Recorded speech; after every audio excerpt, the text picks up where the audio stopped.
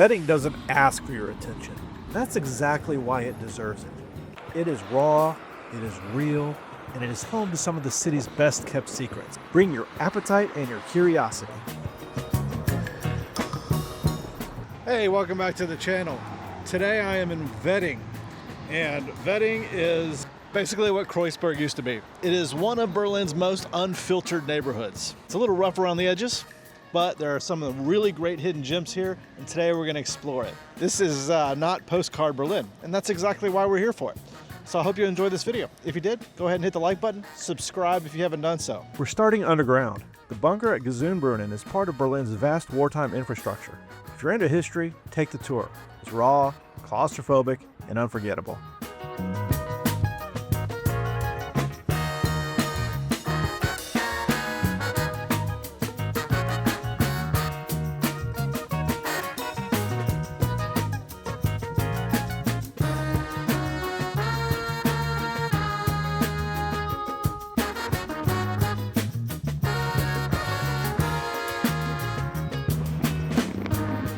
Just a short walk away, the Flak Tower ruins in Humbeltheim. These massive World War II anti-aircraft bunkers are now reclaimed by trees and locals with good legs.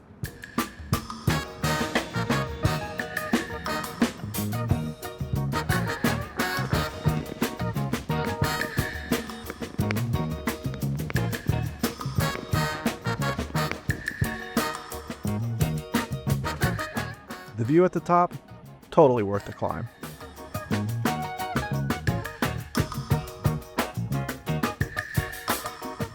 So the Flak Towers were built here to protect central Berlin, but mainly to protect the AEG factory, which is nearby, the remains of which we're going to head to right now. Vetting was very important in the 18th and early 19th century as a center of industry. There were several factories in the area, AEG being one of them. There were a couple others. Vetting was such a hotbed of union and labor activity that it became known as a red wedding. So let's head over to what's remaining of the AEG factory now. But Vetting isn't just wartime scars. Its industrial roots run deep. Companies like AEG had their factories here, and with them came thousands of workers living in crowded Mietskasernen.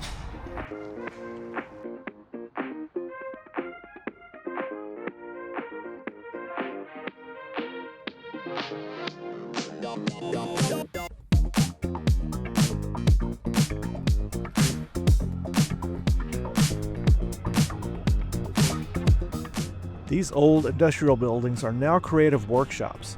Painters, sculptors, DJs. If it makes noise or color, it's probably being made here.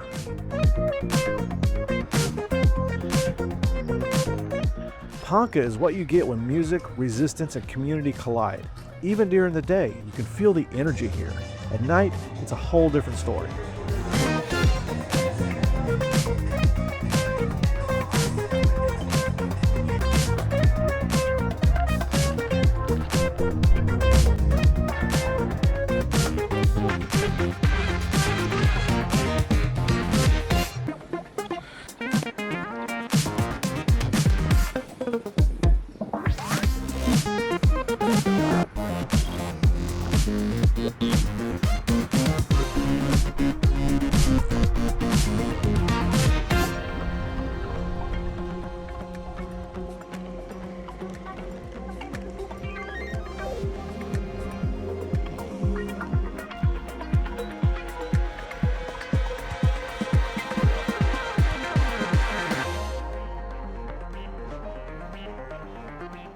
Right next door, this beautiful building used to be a crematorium.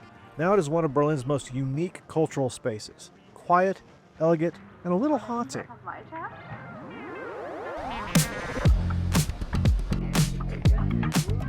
If you're hungry after enjoying Silent Green, check out Mars for a nice lunch. The Silent Green Culture Quarters restaurant is a particularly lovely place to sit in the summer, whether for brunch with shakshuka and stremmermax, or for lunch with fresh regional ingredients. So this looks really good. I will say, it took a while to get here. So don't be in a hurry if you come here. It looks really good. Let's see how it tastes. So I got a pea soup and then a tomato like cheese open face sandwich. The soup is really good. Yep, the soup is pretty good. Let's give the sandwich a try here. It's like, looks like it's gonna be difficult to eat.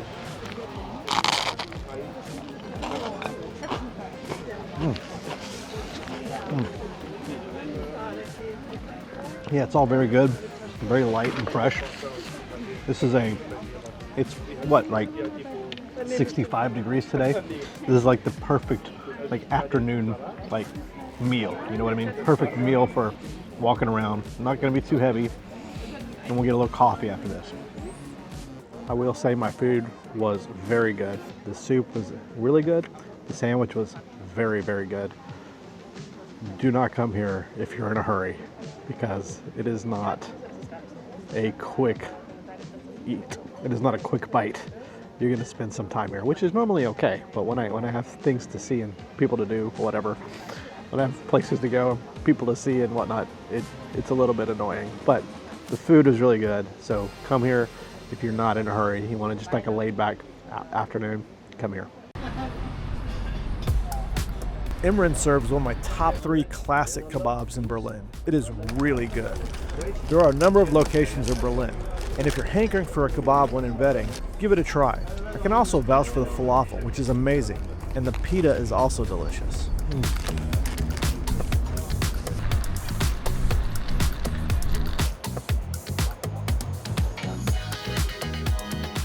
Curry and Chili is located at the tram stop at the corner of Osloer Strasse and Prinzett Alley, and here you'll find Berlin's spiciest currywurst.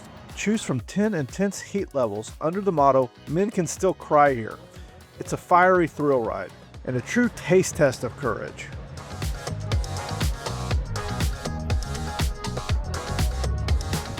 The small corner cafe with a cute name is perfect for those with a sweet tooth and vintage lovers. At Senorita Ploff, you can enjoy homemade cakes, bagel sandwiches, and coffee from the Berlin roastery Flying Roasters. At lunchtime, the cafe offers homemade quiche, salads, and soups.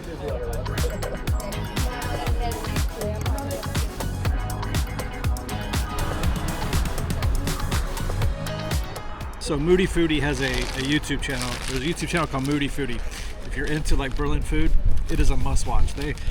He does like hour-long videos of different like street food places in Berlin. He did one on Falafel Dream and it looked amazing. This guy makes his falafel very differently. And I got falafel with the fried vegetables, and I got Erdnuss sauce and no black sauce. Let's give it a try.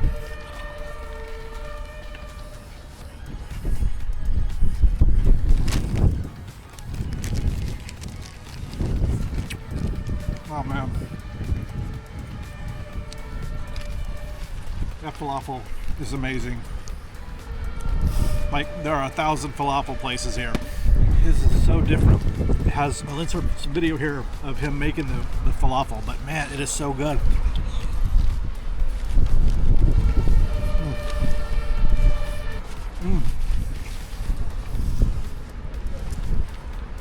That falafel is so good, it's not dry at all. It's moist. Oh my god, so good.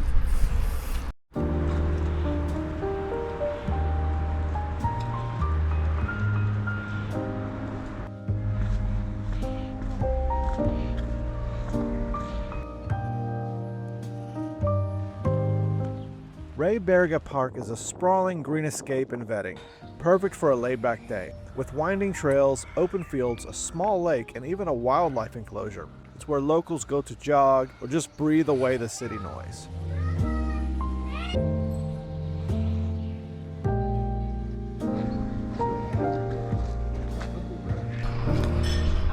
Okay, so if you want a coffee after your walk through Rehberger Park, head to Coffee Circle. €1 for every kilogram of coffee sold is donated to various aid projects in Ethiopia. Since its founding in 2010, more than €375,000 in donation have been collected, and the number is growing daily. I had a flat white and a carrot cake. The flat white was extremely tasty, and I'm always on the lookout for a good coffee. The cream frosting was delicious, but honestly, the cake was a little dry for me. The cafe is named after the famous American civil rights activist Rosa Parks, and, as you might guess, the cafe is also socially committed and supports the local community in the often tough Wedding district. When I visited, I had a slice of Zapfkuchen, which is sort of a combination of chocolate cake and cheesecake and a matcha latte. The Zapfkuchen was pretty good. It's a little bit dry, and German cakes tend to not be as sweet as I like them, but the matcha latte was pretty good.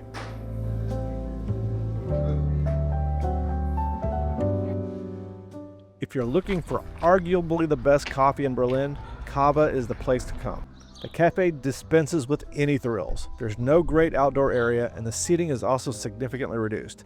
But nevertheless, people line up here, sometimes even spilling out into the street, so you know why people are here. Guests come from all over Berlin to get a coffee here, even taking home coffee from the in-house roastery.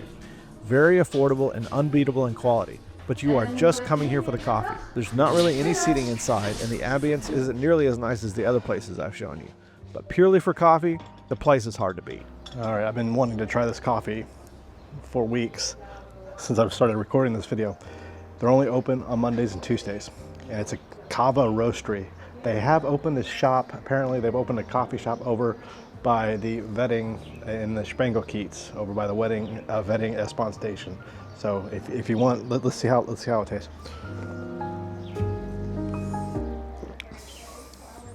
I mean, yeah, that's a good coffee, really good coffee. So, Kava Roastery, local Berlin roastery. Check it out. They have actually, if you can come here to the roastery and try it, or you can go, like I said, to the cafe over in the Kiez. I'll put the address in the description. It didn't come up on Google Maps, so I think it's brand new.